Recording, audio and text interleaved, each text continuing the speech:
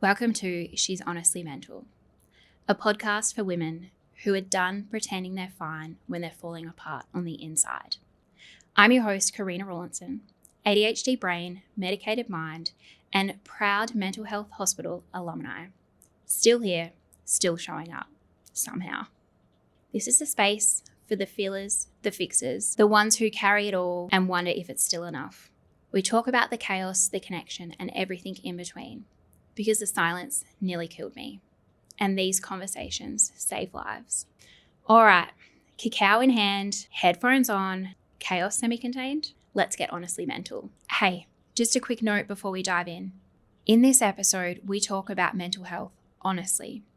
That includes conversations around suicide, trauma, sexual assault, and some other really messy things. Please check in with yourself first. Make sure you're in the right headspace to listen. And if you need support, you can always reach out to Lifeline 13 11 14 or Beyond Blue on 1300 22 4636. You matter and you're not alone. Welcome to episode 1 of She's Honestly Mental. I can't believe it. I cannot believe that we are here, that we are recording episode 1. How wild. This has been an adventure. This is a moment that I am so incredibly grateful to be here, to be alive. And I mean that in so many ways, because for a while there was times where I didn't think I'd celebrate my 30th birthday.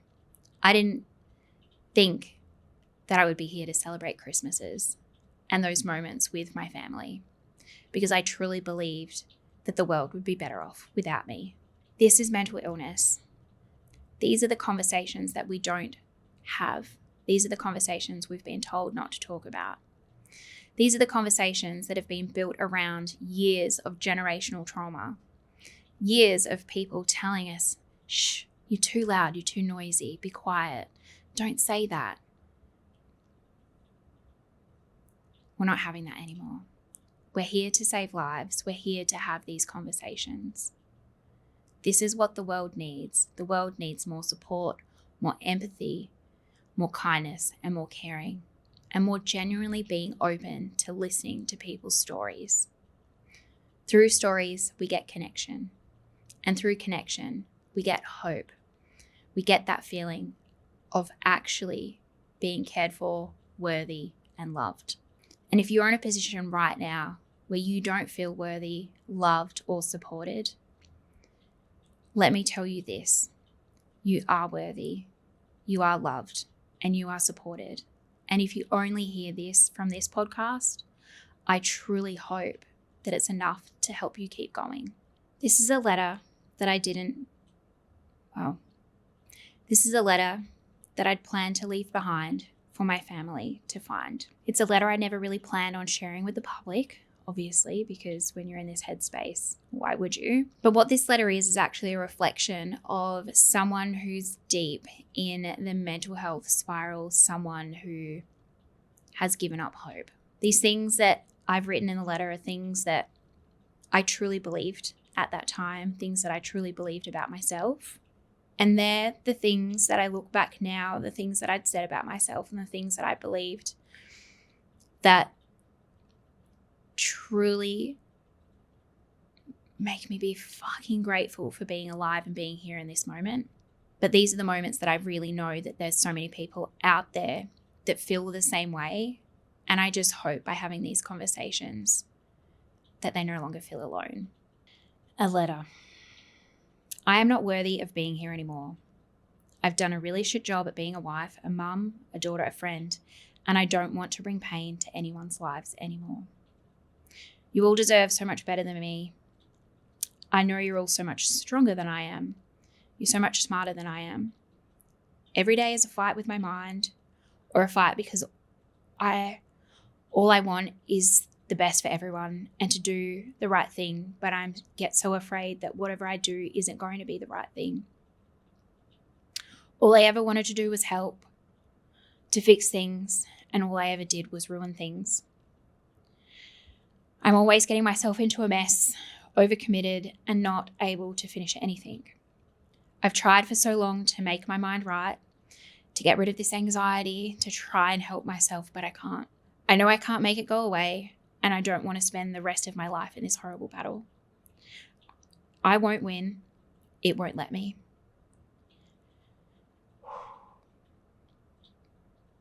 I am just not meant to be here. This life has always been hard for me. I've constantly battled my mind and I just can't do it anymore. Tried to fix things, but I've just made them worse. And no one will ever know how sorry I am. I'm a terrible mum. These kids deserve so much more than I can give them. My husband deserves someone who can love him back more than I can. The love that he has for me is incredible. Please know that there is nothing that anyone could have done or said that could have changed this. The only person to be blamed for this whole mess is me. I don't want a funeral. I don't want anyone to even know. I want to go quietly. I am sorry. I am so, so sorry. I don't even really remember the moment that I wrote that. But I remember the moment when I decided that that was it for me. I remember being with my family and all of the things around me just felt like they were collapsing. And they felt like they were collapsing because of my actions and things that I had been doing. What I know now, as someone who's been through the process and had help and had support and now diagnosed, is that, and I fucking hate this when people are like, you always have a choice. You can always choose to not be in a situation. But when you are mentally unwell, your brain doesn't function the way that it should be functioning, the way that it is meant to function. And I kind of say that loosely because I know that everyone's brains work so differently. But mental health, when you are in crisis like this, as I was, when you truly believe that you're struggling and that you're not worthy and that you shouldn't be here and that, no one loves you and all you do is fuck up and make messes and blah, blah, blah, blah, blah. I think it's when you get to the other side and you get the help and you find that support that you need as you start to claw your way back, you realize that it was just the noise that your brain was making. It's the noise from the outside, the external. And I think in this day and age, there's just so much noise around us, so many expectations, sharing my Instagram reels and my highlights instead of actually sharing what is real, REAL. And that's what we've lost. Where's Martha Stewart? We're not all Martha Stewarts. My brain doesn't do a Martha Stewart. This is just, it's life, right? And with all the noise, we need to find ways that support us through those days. We need to find ways that help our brains the way that our brains are, because just like a thumbprint, no one's brain is the same as the other person's. It's all that. It's just that knowing now, the girl that was in that moment, that girl that decided in that moment that that was it, that she had a plan and she was ready to execute the plan, is so grateful that her family noticed in that time. Because of course I didn't share with anyone. I hadn't told anyone. I was still running a business. I was helping family with their other businesses. I had my fingers in so many pies. I was a mum, 2 beautiful boys, and I was on the P&C and I was doing things at the school, and then I was on all of these committees, and I just had this gigantic resume of all of these things that I was doing because I felt like if I could do all of these things really well, it would make me worthy and make me feel loved and make people want to acknowledge me. But instead, I was just reaching for things, and on the outside, I was functioning, and on the inside, I was the one laying on the floor in my bedroom, unable to move because I just couldn't brush my hair, brush my teeth. I couldn't decide. I know I need to shower. I know that I should put that washing on, or I haven't folded this yet, or my floor needs sweeping and I haven't done those, and why haven't I done those? Because it makes me such an idiot, and how come I can't keep on top of my washing? And why is my house a mess? Why do I forget appointments? Or why do I forget to tell people things? Or I actually don't necessarily forget to tell people things, but I know the things, and then I don't have the capability to be able to function and to be able to execute those things. But if someone else asked me to do it for them, I'd be there in a heartbeat. And I suppose that's what it was like for me when I was in that real mental health crisis point, that when my family asked me what was really going on, and I said to them, I don't want to be here anymore, I want to die. Me being so brutally honest with them broke them, broke my husband. And I just didn't want to do it anymore. It gets heavy, it gets horrible. And I just hope that this podcast, my big scary dream with She's Honestly Mental is to be able to find ways to be able to bring the mental health system to the women, to be able to find ways for women to be able to build a really strong foundation of ways to be able to support themselves and their brains, to meet them where they're at, to then be able to help them build a scaffolding to support them as they get through life. What a wild dream. And I don't know how that looks just yet, but I know that if I don't start, I'm going to spend too much time overthinking it and then being like, girl. So here we are. I wanted to speak up because when I was first hospitalized for my mental health, I didn't really tell anyone. I just told my family and some of my very closest friends.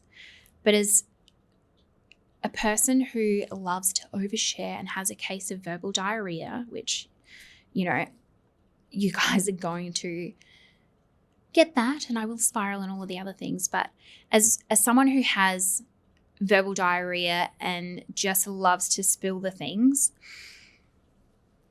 that was really hard for me because I felt like I was really hiding behind this wall and I couldn't be open and I couldn't be honest with anyone. And then when I had my second admission, and that was not really one that I expected because I thought after the first one I'd be healed, I'd be fixed, like I'm on my way, I'm totally okay. Lol. I really truly felt, I don't know, I just kind of shared it online on my Instagram stories and I was like, hey, so I thought I would just share with everyone that I'm actually in a mental health hospital right now and I'm really struggling and these are the things that are going on with my life at the moment. And And I kid you not, the amount of messages and support that I got from that, I went, oh crap, people actually do like me. People actually do honestly care. And that was such a powerful moment for me because I felt like I wasn't alone. And the people that came back to me and said, oh my gosh, Karina, I really thought I was the only one who struggled with those things. And the more I had these conversations, the more I felt this purpose of, if I'm the one with the verbal diarrhea and the one that doesn't really have any boundaries when it comes to oversharing, then perhaps this is my gift and my purpose of being able to talk about mental health honestly, start these conversations in ways that actually save lives and help women believe and understand their worth and that how loved they are. So through this podcast, I'm going to share lots of different conversations. I hope that you can start to build and find different ways that support your brain. I'm going to talk a lot about having your own little mental health toolbox. It's like you go to the gym and you've got the weights and the treadmill and the squats and all of the rest of it, and you know that these are ways that you can support your brain, and you go for a walk and not support your brain, but support your physical body. You make sure you eat all the right things and that, an apple a day keeps the doctor away kind of things. These are the kind of conversations and the kind of things that I want people to understand about their mental health. And if you're listening because you care for someone or you support someone or you just want to understand what it's like from someone who's gone through, had that lived experience of living with mental health, I hope that you can get some things out of this to be able to support those people around you build their own little mental health toolkit, that thing that they can reach to when they're feeling really overwhelmed. So, yeah, this is so freaking cool, and I'm so fucking glad to be here in so many different ways, shapes, forms. But I've gone from thinking that everyone is better off without me to actually thinking and knowing and believing how lucky I am to be alive and really understanding the true feeling of being alive. I'm here. I'm making this podcast. We're beginning a movement. I feel like a wanker saying that. Oh my God. But this is a thing. This is one of the ways that we're going to be able to normalize prioritizing mental health. We're going to be able to normalize having these conversations. It's not just going to be all blue trees and are you okay day and let's have a little cupcake and talk about it. It's not those surface level conversations. I'm not here for that. I'm here for, please tell me all your nitty gritty. Please tell me all the things. I want to know. I want to know because I want to know how I can support you. So if you're in your own version of the messy middle, this podcast is a space for you to not feel so alone. So guys, episode 1, woohoo. This is so crazy. I cannot wait to see in 10 years where this has become. And honestly, if it's literally just me and 3 other listeners or 2 other people following me on social media, but I know that I've been able to connect with people and normalize these conversations, like I'm done. My heart is full and I am done. So yeah, thanks for listening. Thanks for hanging out with me on She's Honestly Mental. If today's episode cracked open something inside of you or gave you space to exhale, come say hi over at Instagram at She's Honestly Mental. Or send this to someone who needs to hear that they're not alone. And if you haven't yet, hit that follow button so the next episode lands in your messy feed right where it belongs. Until next time, take care of your brain. You're not broken. You're just honestly mental. And all the best people are.